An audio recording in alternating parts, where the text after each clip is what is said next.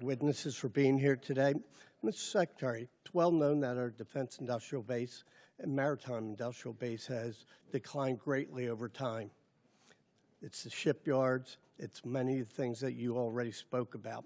In my community, we used to have 3 shipyards, 40,000 workers. We've lost that critical job skills there and 40,000 people who know how to do it. And quite frankly, most of it went overseas because it was cheaper. Well, cheaper doesn't buy the security we need for our industrial base.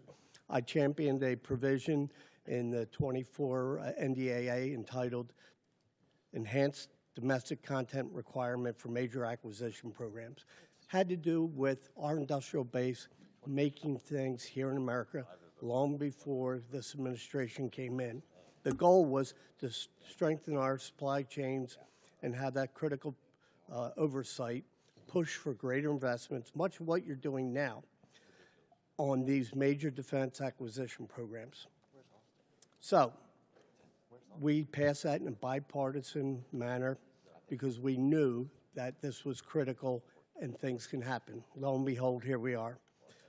There was a reporting requirement in that. That calls on you, the Secretary of Defense, to establish an information repository, issue rules, create a fallback process to govern the Department of Defense. We wanted to better understand much of what is being done here, but it's not being reported back to us.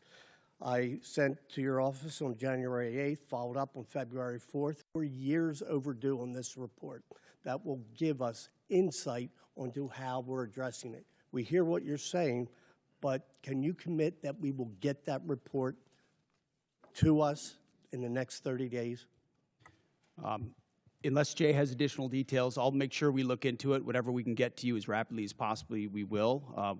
We'll also check with the new Navy leadership and make sure they're complying as rapidly as possible with every aspect that could apply to shipbuilding. That's been our focus on the Navy side. It's not just shipbuilding, major acquisition programs across the board. This is incredibly important, and they are ignoring this, and 30 days is being generous, certainly.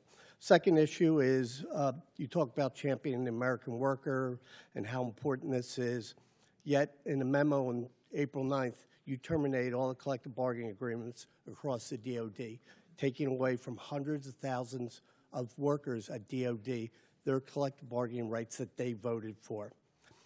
There was nothing to indicate there were any issues with any of the bargaining agreements, yet you decided to take away from them. Over the last few years, we have increased the wages for those war fighters, incredibly important. This year, up to 7%. Yet on the other side of this, you talk about supercharging the defense industrial base. We are in this.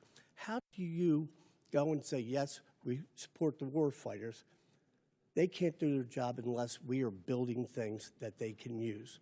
Yet, no evidence to prove that these collective bargaining agreements were a problem anywhere across the Department of Defense under Democrat and Republican administrations.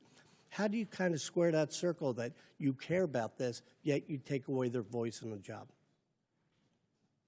Well, certainly, sir, the great workers that whether they're contractors or DOD civilians that do the important work for us, the great ones are going to stay. And we've invested more in merit bonuses for civilians than any administration previous. So if you're doing great work, you're going to stay and you're going to have even more opportunities.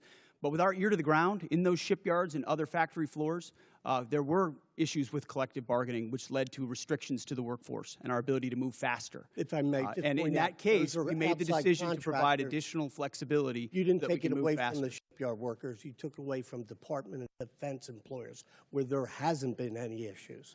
Let's be clear. Those are independent contractors, and they have their collective bargaining agreements, the ones that work for you.